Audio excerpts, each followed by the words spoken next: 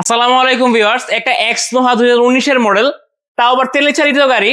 আজকে বাজারের প্রাইস থেকে প্রায় 7 থেকে 8 লক্ষ টাকা কমে দিয়ে দিব।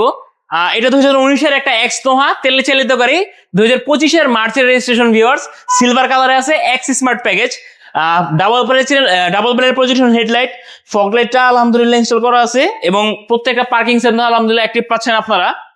আমি যদি ইন্টেরিয়র কন্ডিশনটা দেখাই, এটা কি স্টার একটা গাড়ি এবং আলহামদুলিল্লাহ ওভারঅল খুবই ফ্রেশ কন্ডিশনে গাড়িটা আছে।